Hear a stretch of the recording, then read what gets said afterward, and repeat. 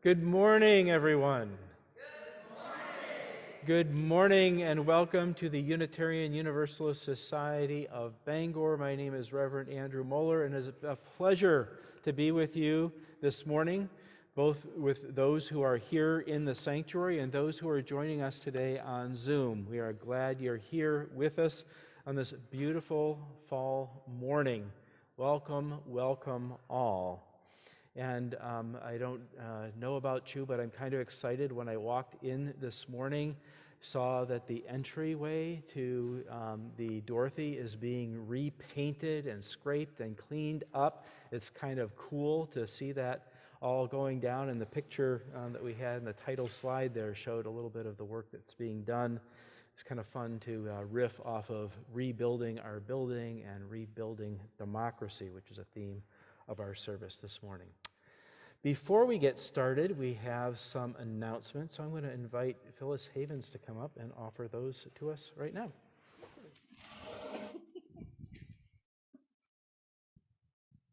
Thank you. Yes, you can hear me. Good. So this morning, welcome. We have going on right now our spiritual exploration experience. The religious education program of the UUSB is meeting downstairs. So if you're missing all the kids and the parents, they're downstairs, and they're going to be doing our very celebrated Apple Chapel this morning. Also, after the service, the ministerial chat is at about 11:30 with Reverend Drew, for those who are interested and want to learn a little bit more about UUSB. I'll say it now, but the Share the Plate, the undesignated funds where when we pass the plates, you can put some extra cash or coin in the in the plate, is going for the month of October to the Partners for Peace organization, which is in Bangor and the greater Bangor-Brewer area, to address domestic violence through help, support, shelter, education, and advocacy. Next Sunday, please don't miss it. We have a very full program. We have the after-service chimes concert, where our bell tower chimes are played. We have food donations, so there will be baskets possibly here in the sanctuary as well as on the curb.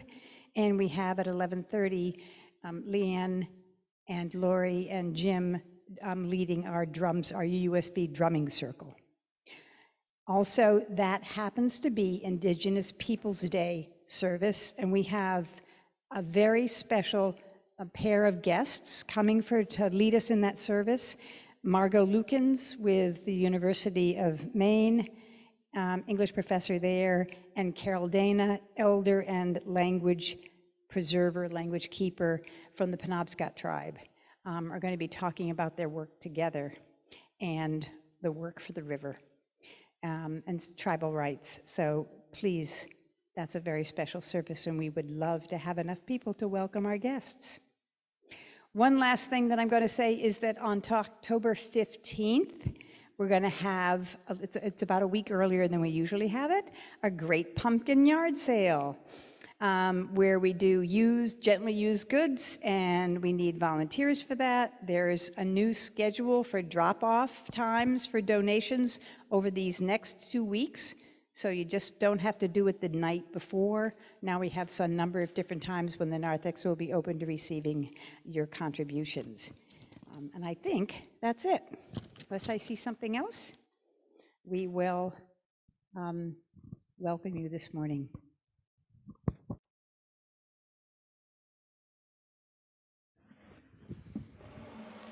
Thank you, Phyllis. Before we begin with our introit, let's just take a few moments to take a couple deep breaths, relax, come into this room, come into your body, feel the warmth, the crispness of the autumn air, and the wonderful energy that is within your body that comes when we gather together for worship.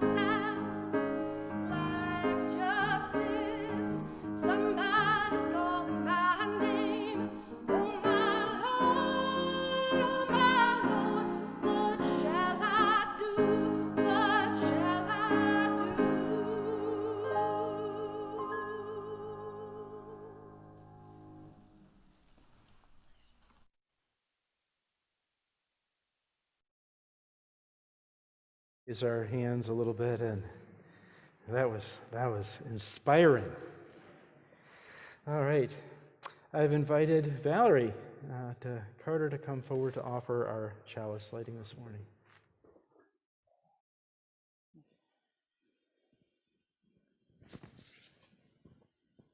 Hello. So this morning, Leanne Brogan's going to be the lucky person to light our chalice. And this is from Deanna Vandiver. We light this chalice. We light this chalice, symbol of our faith alive in this world, naming our vision of collective liberation and daring to remember each other into beloved community.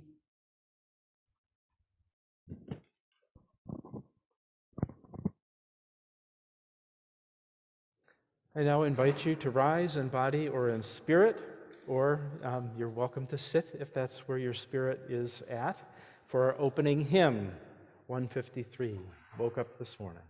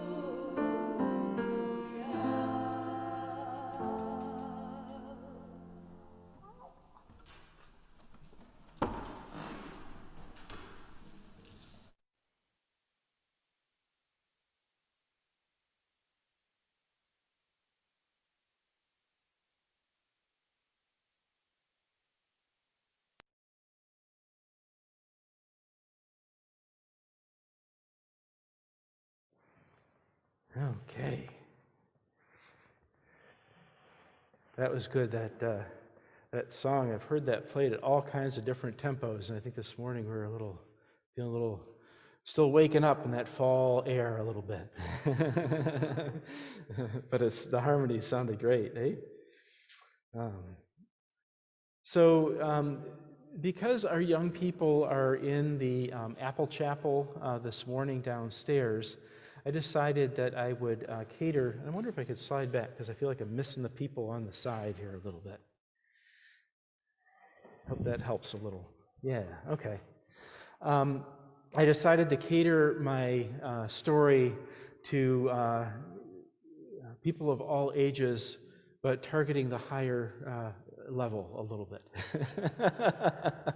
So this is a story that comes true and is written by Polly Peterson, and I highly modified it to make it a little bit more shorter. It's a little long. So Many years ago, 1867 to be exact, a farm wagon bumped along through the Kansas prairie under a blazing August sun. Next to the wagon's driver sat a young woman in a long black dress. She had been up since 4 a.m. Now she was in the middle of the sweep of a great spread of prairie all around her. Her name was Olympia Brown. She had plenty of time to gather her thoughts. It was a long way to get to the next town where people would hopefully come and hear her speak. She had met the driver only the day before, and the track that they were traveling on wasn't really a road at all. It was more like a sea of grass. It had no road signs and no markers, no hint of how far the next town may be. They traveled over a month through this prairie. Olympia knew that they would reach a town eventually where she could speak. How had she come to be in this place? Olympia Brown was the minister of the Universalist Church in Weymouth Landing, Massachusetts. She had struggled long and hard to become an ordained minister. In fact, she was the first ordained minister in North America, and she loved her job. In 1867, two leaders in the fight for women's rights persuaded Olympia Brown to go to Kansas to campaign for an amendment to the Kansas Constitution that would give women the right to vote. Another amendment ballot would give black men the right to vote. If both amendments passed, Kansas would be the first state to grant suffrage to black men and to all women. Olympia Brown supported universal suffrage, and she was a powerful speaker. Her congregation agreed to give her a leave of absence to go to Kansas to campaign. She had been promised speaking engagements, lodging, a traveling companion, a vehicle, and a driver, but none of these came true. It turns out that the members of the Republican Party who had promised to provide these things for her said that they had run out of money, or perhaps it was political will, but the party decided not to support the women's suffrage amendment after all. For months, Olympia Brown campaigned, attracting large, receptive audiences. When the vote was finally counted, fewer than 1/3 of the voters, who were all white males, supported women's suffrage, and so the amendment died. Susan B. Anthony wrote her a letter to uplift her spirits. She said, "Never was defeat so glorious a victory," she wrote. "We shall win. The day breaks." Olympia's work in Kansas won her many friends among those who were committed to the struggle for women's rights.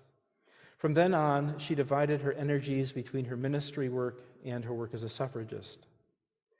In 1868, the 15th Amendment to the United States Constitution was passed, granting black men the right to vote in 1870, but women were still not included. Olympia Brown continued her work as a minister, now in Bridgeport, Connecticut. She married but did not change her name, and she had 2 children but did not give up her work. In 1876, the same year as the 100th anniversary of the Declaration of Independence, Susan B. Anthony read a declaration of the rights of women to a cheering crowd at the Liberty Bell in Philadelphia, while Olympia Brown spoke to congressional committee in Washington, D.C. In 1878, Olympia Brown accepted a call to serve a congregation in Racine, Wisconsin, and a couple of years later, she accepted the nomination to become the president of the Women's Suffrage Association in Wisconsin. She resigned her ministry at the congregation and decided to work full-time for women's rights. Now, It had been 20 years since she had campaigned in Kansas, and still women did not have the right to vote. By 1896, a few states had granted women the ballot, even if Congress refused to do so. Only Wyoming, Utah, Colorado, and Ohio gave women the right to vote. She continued to work. In 1906, Susan B. Anthony died. She had worked for over 60 years tirelessly to win the vote for women, but had not been successful. Next, two of Olympia's friends invited her to join them in 1913 in creating a new political party called the Congressional Union. The Union's sole purpose was to pass an amendment to the Constitution stating that the right of citizens to vote could not be denied because of sex. 3 years later, the party became the Women's Party, and they continued working hard to try to defeat President Woodrow Wilson's bid for re-election. However, he narrowly won that election, and in 1917, unfortunately, the United States entered World War I. President Wilson called it a war that would make the world safe for democracy. Women were told that they should not oppose the president while the war was happening. We cannot say the United States is a democracy as long as women cannot vote, said Olympia Brown. We are being asked to give up our suffrage work until the war is over. Women were asked to do the same thing during the Civil War and were told that as soon as the war was over, that the Negro men would be enfranchised and would be given a ballot, and that women would too. But that did not happen. Instead, they were ridiculed for wanting to vote, and we still do not have a ballot. It was now 50 years since Olympia Brown began her campaigning in Kansas, and still women did not have the right to vote. When President Wilson went to France at the end of the war, the Women's Party staged a demonstration in front of a fire. A frail, old woman, tiny but full of energy, stepped up to the flame of the fire to burn a copy of President Wilson's speech. America has fought for France and the common cause of liberty, Reverend Olympia Brown said. She was now 83. We have fought for liberty for 70 years, and I protest against the president's leaving the country with this old fight still unwon. The crowd burst into applause. When President Wilson returned, he finally gave in to supporting women's suffrage, and Congress passed the 19th Amendment. On Election Day morning on November 2nd, 1920, Olympia Brown made her way to the polling station. She was one of the first women who was able to vote. It was 53 years since the day that she rode out into that Kansas wilderness, and she, and along with the work of many others, including many Unitarians and many Universalists, women worked to get the right for women to vote.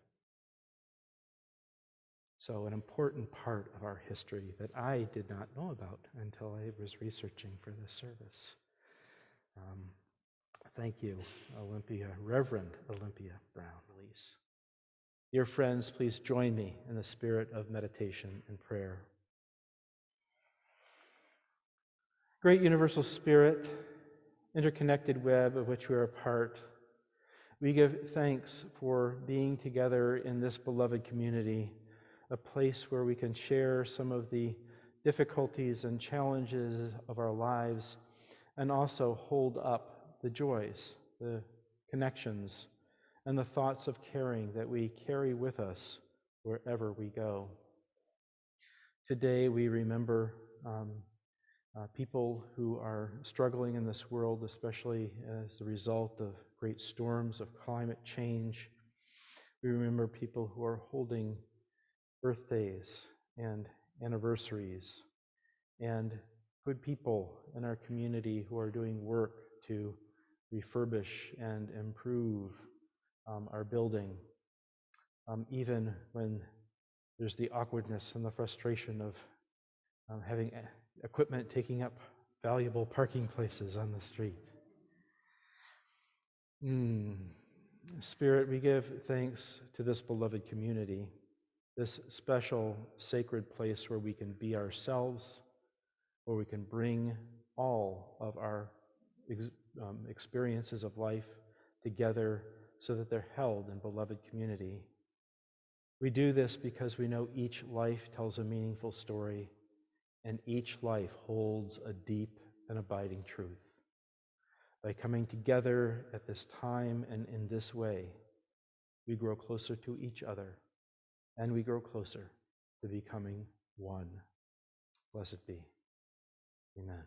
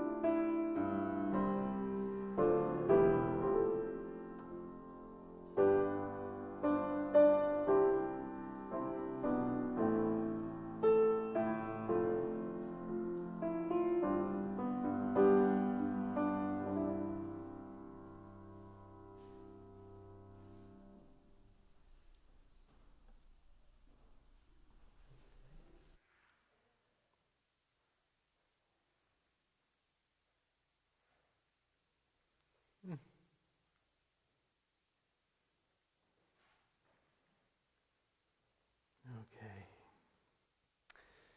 Now it's time for us to receive our offertory. We gather our gifts, but not for ourselves alone. And as we heard earlier, half of whatever is donated today that's in the plate that's undesignated will go to Partners for Peace.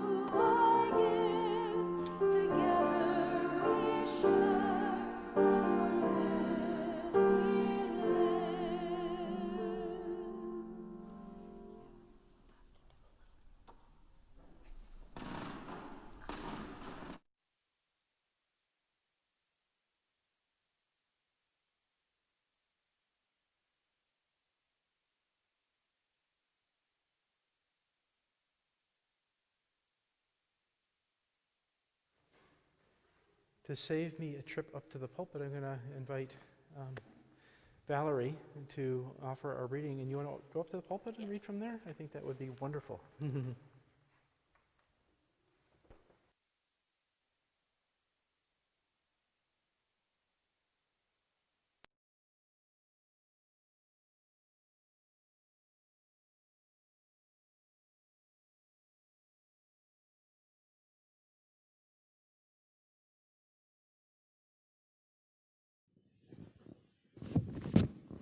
Okay.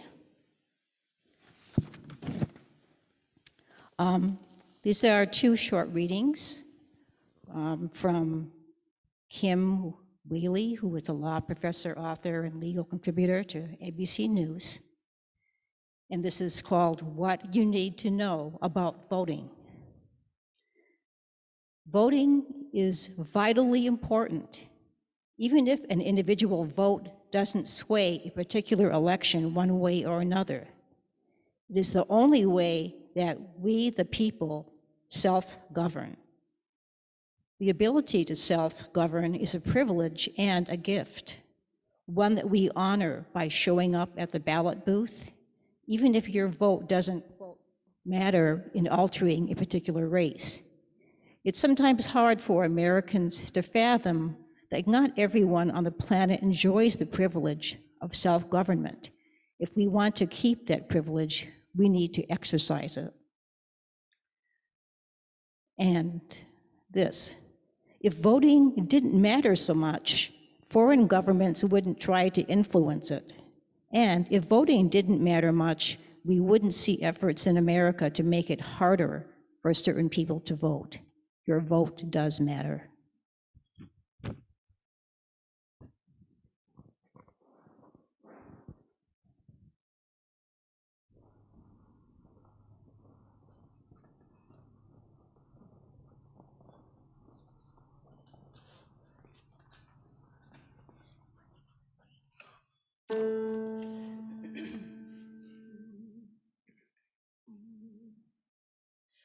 Circle round for freedom, circle round for peace, for all of us in prison, circle for release,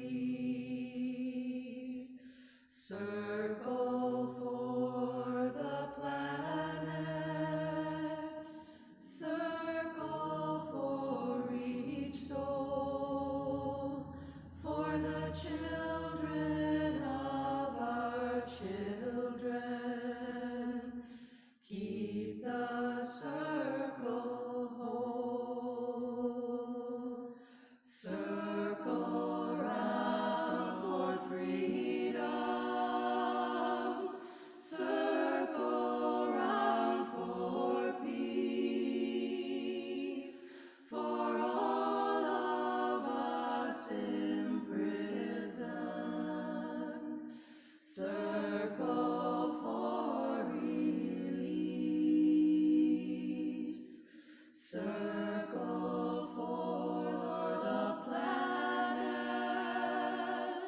Circle for each soul. For the children of our children.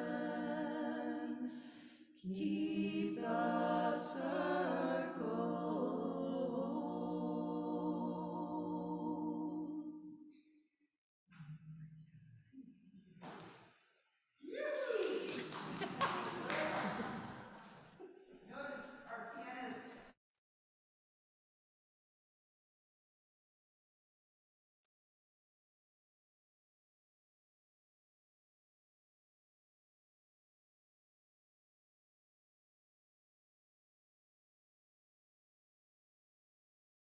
Thank you, Rissa and Linda and Molly and Jack, for that wonderful, gorgeous, gorgeous harmonies.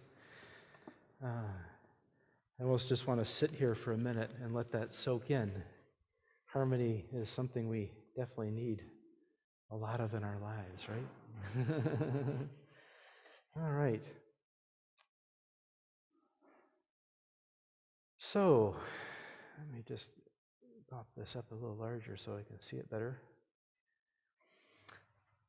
Our country tends to believe that the right to vote is a purely political activity.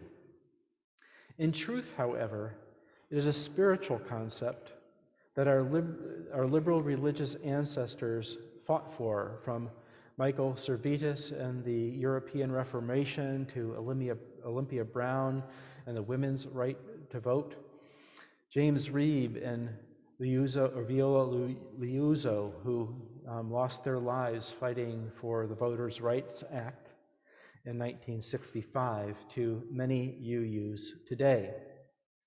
This morning, I am joined by Suzanne Kelly, who is one of our primary facilitators of our UU Social Justice Action Committee. Together, we are going to be talking about the importance of voting.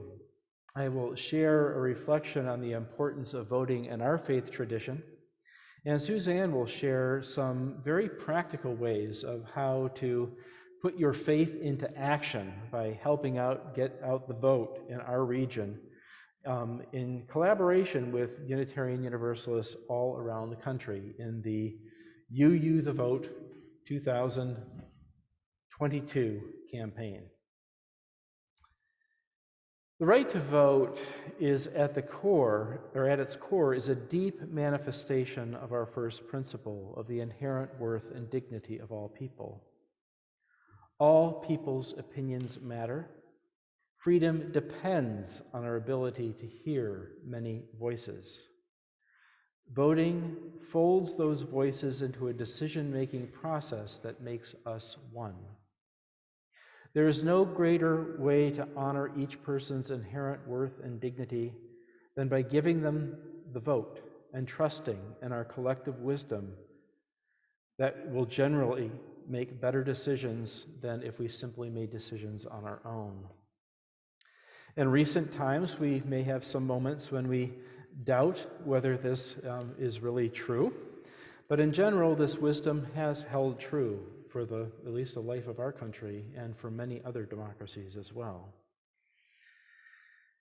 Just in case voters make bad decisions, we are blessed to live in a country that has many sets of checks and balances that prevent bad decisions from turning into catastrophic ones, at least so far.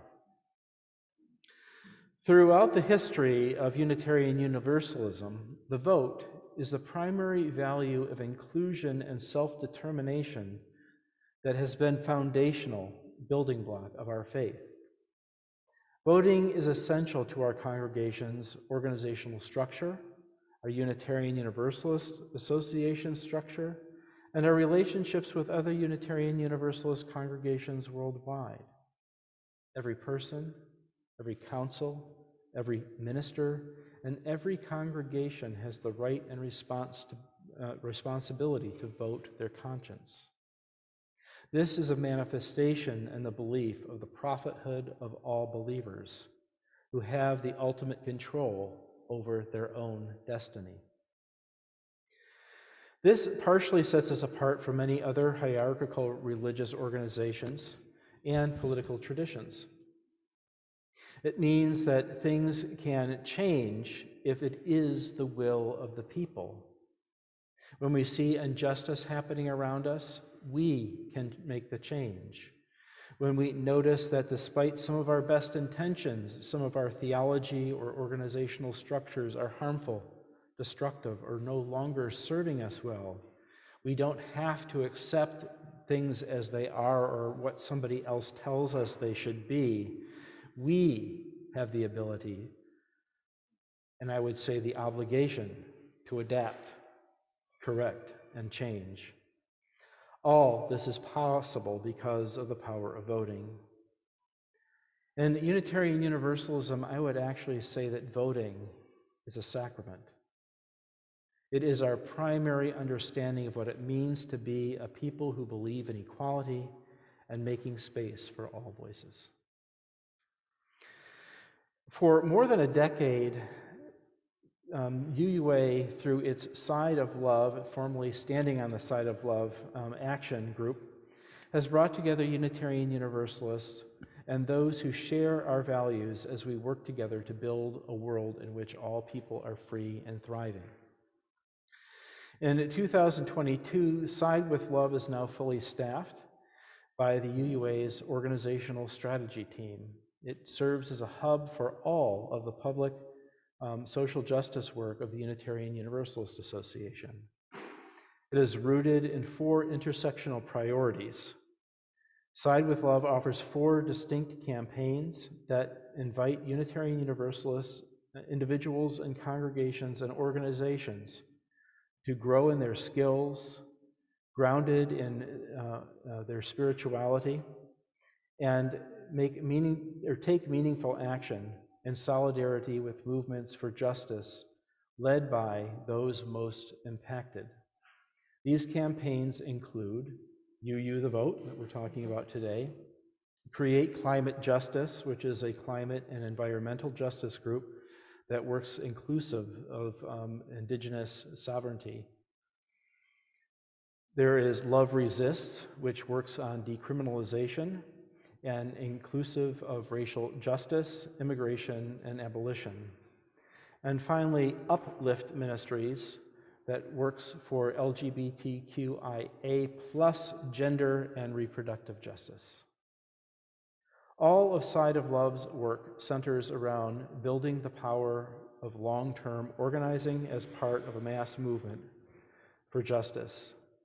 These 4 campaigns are where we engage in the cycles of learning, reflection, and action that help us gather further information for our work.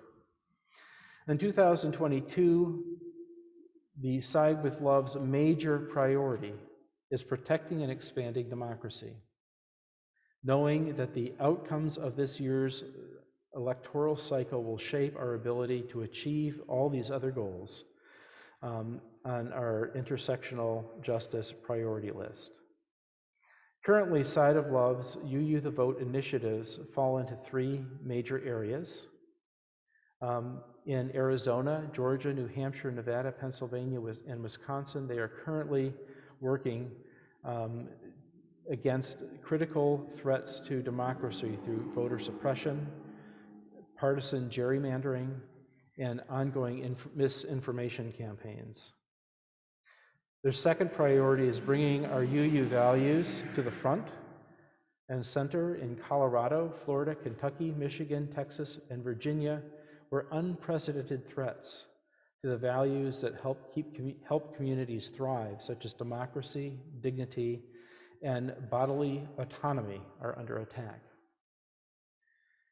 And the 4th priority of UU the Vote is building for the long haul in California, Illinois, Massachusetts, Minnesota, New York, and North Carolina, and Ohio by building lasting momentum of networks in the Side with Side of Love. With UU the Vote 2002, we are continuing to create opportunities that support engaging voters to build power with and for our communities. In the last election cycle, UU the Vote reached over 3 million voters to help get out their vote, especially in areas where voter turnout was low. 3 million voters. This year's election cycle, Side with Love hopes to repeat, if not exceed, that previous record.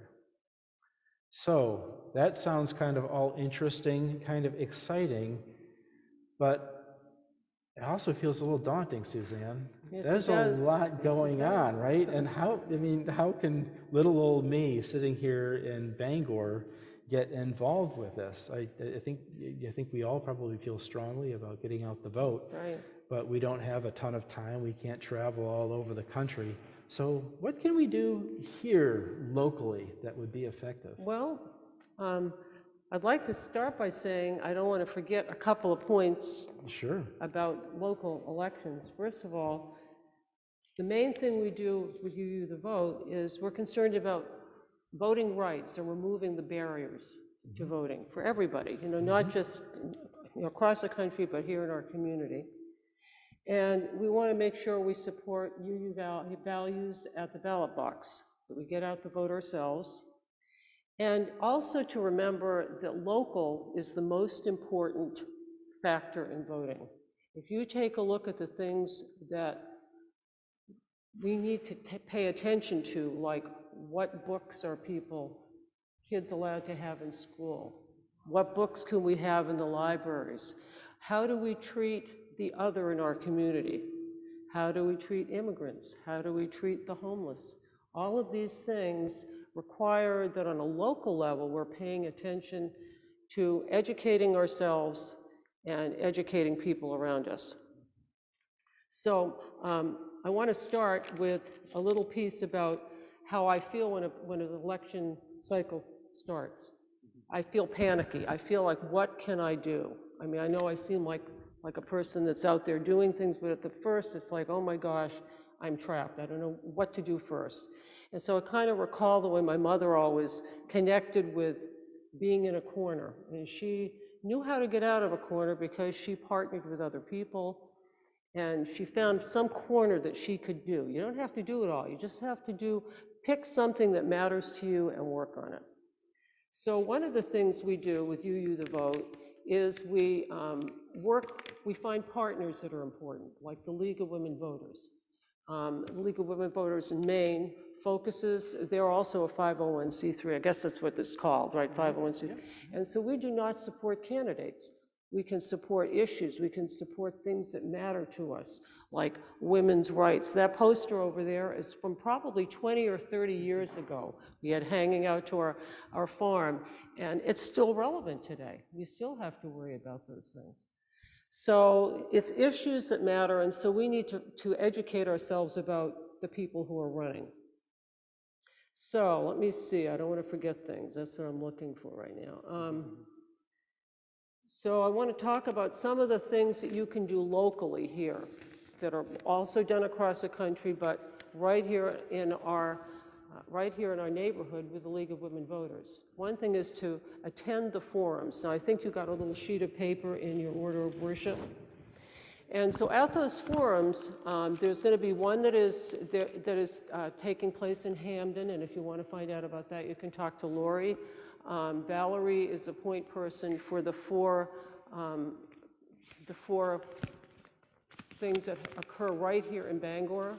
And the first candidate forum is going to be held at the City Council chambers, and that is this coming Thursday, 6 o'clock on Thursday, and you're going to hear from all of the candidates. There are 5 candidates running for 3 seats, and 2 of the people are re-upping for another 3 years, I guess it is.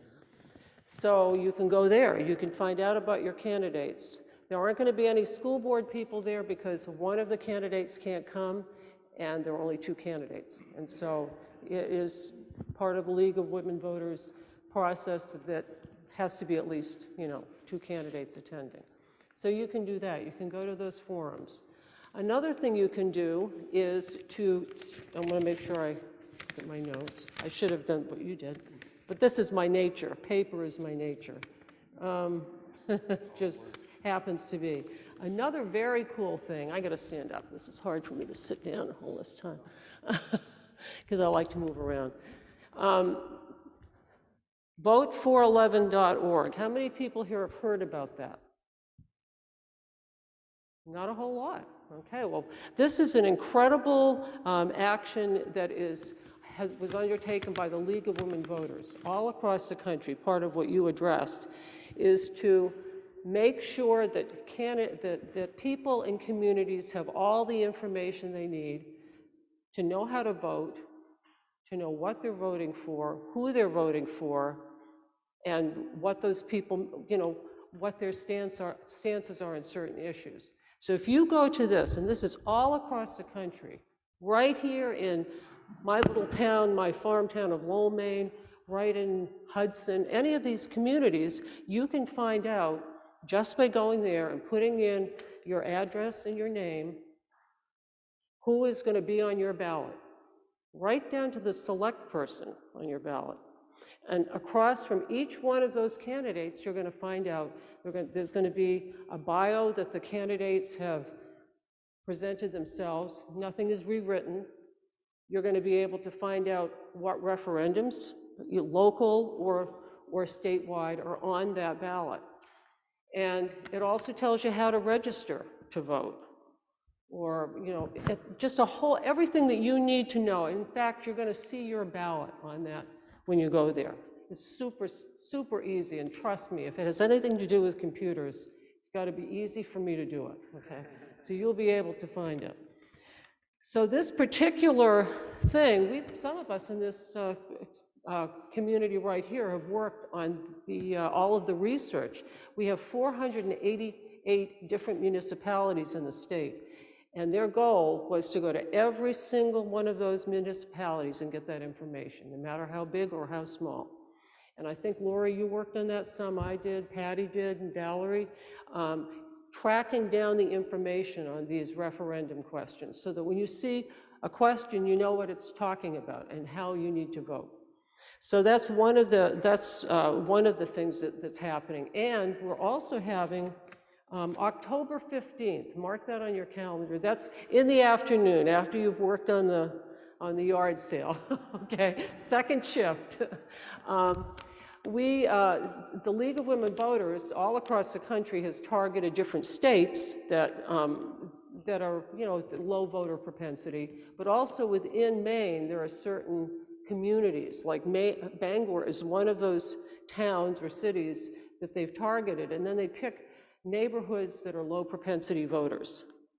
And so you get to go door to door, get training. This afternoon, it would be nice to have a UUSB team. I think Patty's going, I am, and Valerie, and maybe some other people here would like to do that as well, to go to these neighborhoods, let people know how to register if they don't know how to do that, how to use this fabulous little trick here, and also how to register to vote and how to vote, where their voting place is. In Bangor, it's pretty easy. It's at the Cross Center. But, so in other words, you get to do that as a team. We're working with the League of Women Voters, who also are limited. They can't, you know, they're not supporting candidates either. So those are some of the local things you can do. But you can also go to the Mooson webpage. If you look in that little handout that's in your order of worship, they have a place. If you go to UU the Vote on the webpage, and I think the webpage is listed there, it will give you the schedule of all of those things that are happening across the state. Everything that is happening that is an initiative to get out that vote. So you can, and you don't have to go out and walk door to door. You don't have to do that. You can do things from your own home. You can write postcards if you want to support some of these other states that have low propensity voting. Like for me, it's Georgia, okay? But you can do this. You can be part of of a broader campaign. Trying to think of what else I can talk about. I think that's pretty much it. Or you can go to the League of Women Voters webpage and see the other things that they are doing. It's just terrific how much information you can get just from going to your computer, which I hate to say, but it happens to be the case. And if you check our order of worship, our e-news every week, I am the congregational voter liaison for this congregation, which means that every week I go to a meeting where we talk about what are the actions we can do this week? What can we get our congregations to do? And so check it out. You know, there are ways that you can get involved. You do not have to be in a corner. You can pick somebody to be in your corner, and you can work together and make sure that people vote. So, and ask me or Valerie or Lori or people on Social Justice Committee about things that you can do. And so if you're interested in doing the October 15th thing, you like to go door to door, which I do. I like to go door to door. Get in touch with me about that. Get in touch with Lori or Valerie about the forums. That's it. But don't sit around, okay? No sitting around. Well, thank you, Suzanne, for those wonderful ideas. And what I really like about many of these is that they don't mean that you have to like give up your day job. That's or right. you know, neglect your self-care or whatever. These are things that important. are doable. that you can weave into your schedule that will make a big, huge difference. And again, you know, we don't advocate how people should vote, but we believe that encouraging everybody to exercise their right to vote is what makes our democracy healthy and viable. And we know right now that there are places in the world that we're reading about every day where that doesn't happen. And also, just one brief thing too, is that when you go to these forums or when you go to that vote411.org, that's a way to figure out which candidates are closest to supporting our principles. Because this is the information. This is where it's all of you find out what they care about. So that's it. Great. So, and just kind of wrapping things up, the world needs Unitarian Universalists to show up for justice through our spiritual grounding, our generosity, our humility, our courage, and our concrete skills of being able to encourage people to vote, but not telling them what to do or what to vote for. That requires that each and every one of us do our part, and there is a part for you, even if it's just maybe writing out a couple postcards. The UU The Vote is a place to learn, to grow, and to act to strengthen our faith's capacity to meet this critical moment and tip the scales toward love and justice. Whether you are a writer, a listener, a talker, a behind-the-scenes person, a cook, a kid lover, a recruiter, a data lover, a motivator, a supporter, a grounding presence, or you just want to learn more about different candidates and issues that are going on, we all need to get involved. Can I hear people say amen? Amen. Thank you. With that, I'm now going to invite you all to rise in body or in spirit to sing our closing hymn, We'll Build a Land.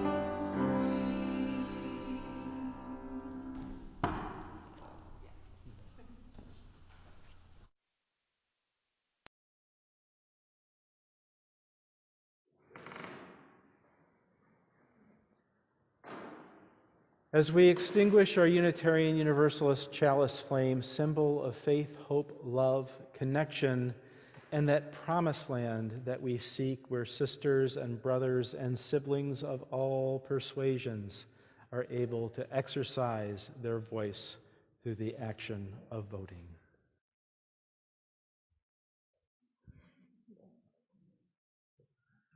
Never done this before. There's a first time for In all everything. these years, I've never done that. Good job. Yay. I now invite you to join in singing our benediction.